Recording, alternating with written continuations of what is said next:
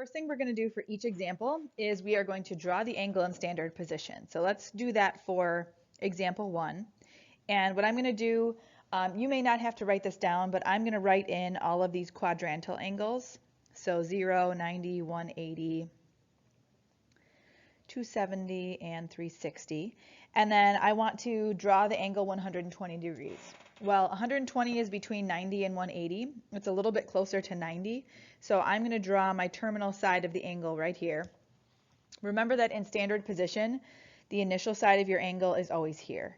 So this right here, I'm going to put my arrow there for so that I can show that we're doing counterclockwise rotation because it's a positive angle. And then I labeled my 120. Question number 2. Or not question 2, but the second thing we need to do is state what quadrant the terminal side of the angle lies. So I'm looking here at my quadrants. I have 1, 2, 3, and 4. And the terminal side of my angle was in quadrant 2. So that would be the answer to the second part of the question. And then number 3, find the reference angle. And this is what the new part is. So to find the reference angle, if we're in quadrant 2, our reference angle is going to be this angle right here. So the one that's in between the terminal side of our angle and the x-axis. And if it helps you kind of visualize why we're doing this, we are eventually going to be working towards making this into a triangle like we did in the previous lesson, but now instead of our triangle always being in quadrant 1, it's going to be in different quadrants. So that angle is always going to be made with the terminal side of the angle that you draw and then the x-axis. So in order to find it, we're going to take 180. So our reference angle is going to be 180 minus our theta, which is 120. So that means our reference angle would be 60. All right, let's look at example 2. We're going to do all the same things.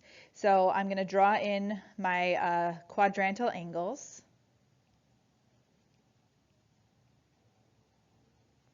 And then I want to draw the angle 200. 200 is in between 180 and 270. So like I said before, the initial side of our angle will always be on the positive x-axis. And then 200 would just be a little bit past the 180. So I'm going to put in my theta. Is 200. And then my reference angle is always between the terminal side of the angle. Oh, I'm sorry, I skipped a step. We need to do quadrants. So the terminal side of my angle is in quadrant 3 because that's where that terminal side is. It's in between 180 and 270. Now, as far as the reference angle goes, what I started to say is that the reference angle is always made by the terminal side of the angle and then the x-axis. So this right here is going to be my my alpha, or my reference angle. In order to find your reference angle in quadrant 3, if you look back to that previous slide, we're going to take our angle, which is 200, and we're going to subtract 180. So if I subtract 200 minus 180, it would give me 20 degrees, so that's my reference angle. We're going to do all the same steps again for example 3.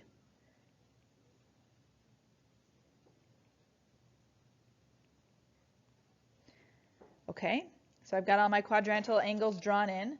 The initial side of my angle will always be on the positive x-axis. 290 would be between 270 and 360. So I'm going to draw the terminal side right here. And this is my angle. And then as far as quadrants go, this is quadrant 1, 2, 3, and 4. And I can see that the terminal side is in quadrant 4. And then lastly, my reference angle would be this angle right here, because here's the terminal side and here's the x-axis. Now in quadrant 4, in order to find our reference angle, we do 360 minus our angle. So I'm going to do 360 minus 290. And that would leave us, if we subtracted those, with 70 degrees. So my reference angle would be 70. And then last but not least, we're going to do all of this again with 230 degrees.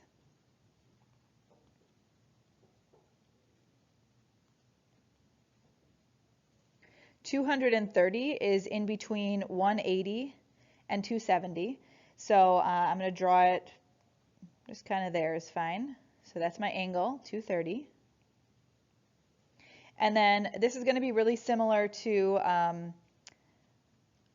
example 2. So let's look at our quadrants. Oops, that looks like a 1. Okay, so here's quadrant 3 and quadrant 4. The terminal side is in quadrant 3. And then when I want to look for my reference angle, here's the terminal side of my angle, and here's the x-axis. So this right here would be my reference angle.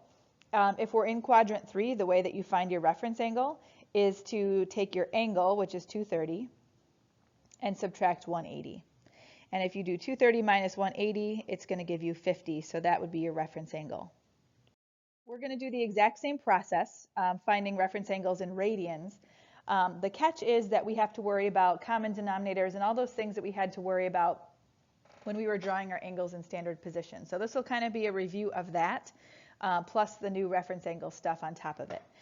The thing that kind of makes it tricky is when we were talking about degrees, I think we're all pretty familiar with all the quadrantal angles, the 0, 90, 180, 270, 360. Those are all very familiar to us.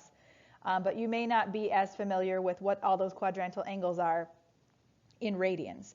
So down here, I'm going to highlight all the things in radians. So if we're in quadrant 1, our alpha, or the reference angle, will always be equal to whatever theta is. It's not going to change. If we're in quadrant 2, instead of doing 180 minus our theta, we do the radian equivalent of 180, so it's pi minus theta. In quadrant 3, we do our theta, or our angle, minus pi, which is the same as 180. And then in quadrant 4, instead of 360 minus our angle, it's going to be 2 pi minus our angle. So there's really only two radian measures that you need to remember, and they are that pi is equal to 180, and I'm actually going to write that up here. Pi is equal to 180, and 2 pi is equal to 360. So you just have to remember the same pattern as you did for the degrees, but then you also have to remember which radian goes with each of those angle measures. All right, so first thing we're going to do is draw our angle in standard position, and this is the part that's going to be review. Now, instead of writing all of my regular quadrantal angles, what I'm going to do is rewrite them so that they all have the same denominator. So I want everything to be over 8. And this is the part that we did a few weeks ago. So our first, and by the way, I'm choosing for everything to be over 8 because that's the denominator of the angle we're drawing. So we want everything to match the denominator of the angle that you're given. And now what we're going to do is our first angle is always going to be 0 pi. That's never going to change. It doesn't matter what the denominator is. Now we're going to take half of our denominator. Half, and I'm going to write it over here. Half of 8 is 4. So this one on top here is going to be 4 pi over 8. And now we just keep adding 4 pi until we make our way all the way around. So if I take 4 pi plus 4 pi, that's going to give me 8 pi. If I add another 4 pi, that's going to give me 12 pi. And if I add another 4 pi, it gives me 16 pi. So now I have all of my quadrantal angles in radians, but they all have a common denominator with the angle that I'm drawing. So now to draw my angle, same rules apply. My initial side will always be on the positive x-axis. And then for my angle, I just look at my numerator. So 3 pi would be between 0 and 4. And it's a little closer to the 4 than the 0, so I'll be drawing my angle something like this. So this is my theta, which is 3 pi over 8. And then we have to talk about what quadrant we're in. So I'm going to label my quadrants. You can already see what the answer is. So the terminal side of our angle is in quadrant 1. And because we're in quadrant 1, and we did not see this in any of our degree examples, because we're in quadrant 1, our alpha, which is our reference angle, is equal exactly to theta. And that's what this says right here. So that means that our reference angle here is 3 pi over 8. So since our angle was in quadrant 1, our angle is the reference angle. Let's take a look at example 2. We're going to go through that whole process again.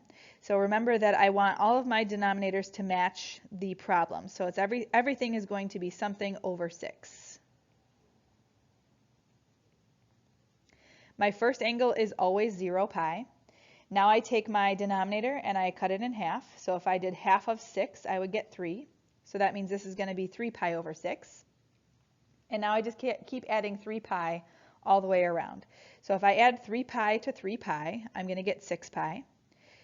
and then I'll get 9 pi if I add 3 pi again, and then lastly I'll have 12 pi. So you're just starting with 0, taking half of your denominator to get the 3, and then you add the 3 over and over again until you get to the end. All right, so our angle will always have its initial side on the positive x-axis. 5 pi, oops, I didn't mean to switch colors. 5 pi is in between 3 and 6, and it would be closer to the 6. So when I draw my angle, it's going to look something like that. So this is my angle here. This is theta, which is 5 pi over 6. And then my reference angle is always going to be between the terminal side and the x-axis. So this right here would be my reference angle. Oh, and I skipped over the quadrants again. So here's quadrant 1, 2, 3, and 4. Okay, so we're in quadrant 2. So I'm looking at this scenario right here. So I want to take pi minus my theta. Now, we're not going to use pi because we've done something to hopefully make our lives a little bit easier. Pi is usually this thing right here, whatever is in the spot where 180 usually is. So instead of taking our angle and doing pi minus 5 pi over 6, I'm going to use what I have is equivalent to pi, which is 6 pi over 6. Because now I already have a common denominator, so I can subtract them. If we use this top one up here, the one that I just put a check mark next to, that one we would have to get a common denominator, so there would be an extra step of work. So even though we're subtracting pi minus our theta or our angle, we want to use the thing that has like 4 or 5 purple circles around it. All right, so final answer. My common denominator is 6. 6 pi minus 5 pi is 1 pi, and I don't even need to write the 1. So this would be my reference angle. All right, last two. In example 7, something kind of strange is going to happen. We want everything to be a fraction over 9. And because 9 is an odd number, that's why something strange is going to happen. So we have 0 pi over 9. That's always your first angle, is 0 pi over whatever your denominator is. Now if I take half of 9, because 9 is an odd number, it's going to give me a decimal, which is 4.5. Now normally I would say having a decimal in a fraction is not acceptable, but for this particular purpose it's okay, because this isn't actually an answer, we're just using this as a way to get to our answer. So now I'm going to add 4.5 all the way around. So if I did 4.5 plus 4.5, that gets me back to 9. Then if I add it again, that would give me 13.5. And if I add it one more time, it would give me 18. Now to draw our angle, here's my initial side on the positive x-axis. And then 17 is between 13.5 and 18. And it's a little closer to the 18 than it is to the 13.5. So my angle is actually, if I rotate all the way around to that terminal side. So this is my theta, which is 17 pi over 9. All right. I'm going to label my quadrants. And I can see that the terminal side of my angle is in quadrant 4. And then the last thing is we have to talk about that reference angle. So here is the terminal side of my angle. Here's the x-axis. So that means this is my reference angle. Now because we are in quadrant 4, if you look back to the previous slide, it will tell you that we're going to do 2 pi minus, I'm sorry, this should be alpha, not theta. So alpha is 2 pi minus whatever our theta is, which is correct. However, instead of using 2 pi, we're going to use the thing that is equivalent to 2 pi, which is this 18 pi over 9. So I'm going to do 18 pi over 9 minus our angle, which is 17 pi over 9. And now I automatically have two fractions that have a common denominator. So my common denominator is 9. 18 minus 17 is 1. So my answer is pi over 9. Last example, 3 pi over 4. So we're going to go through and make sure that we have all of our angles labeled so that the denominator is 4. We always start with 0 pi. Half of our denominator, so half of 4, is 2. So the angle that is where 90 degrees usually is will be 2 pi over 4. And now we're just going to keep adding 2 pi all the way around. So 2 pi plus 2 pi is 4 pi. 4 pi plus 2 pi is 6 pi. And 6 pi plus 2 pi would be 8 pi. Here's the initial side of my angle. 3 is halfway between 2 and 4, so the terminal side of my angle is going to be right here. So let me label this 3 pi over 4. For the quadrants, we are in quadrant 2. That's where the terminal side of our angle is. Now to find the reference angle, here's the terminal side of my angle, and then here's the x-axis. So that would be our reference angle. In quadrant 2, the way that it tells you, if you look back to the previous slide, to find something in quadrant 2, you would take pi, which is the same thing as 180, and subtract your angle. So what I want to do is use the angle that we've come up with that's in the same place where pi usually is, and that would be right here. So I'm going to take 4 pi over 4, and I'm going to subtract 3 pi over 4. My common denominator is 4, and 4 minus 3 is 1. So my reference angle would be pi over 4.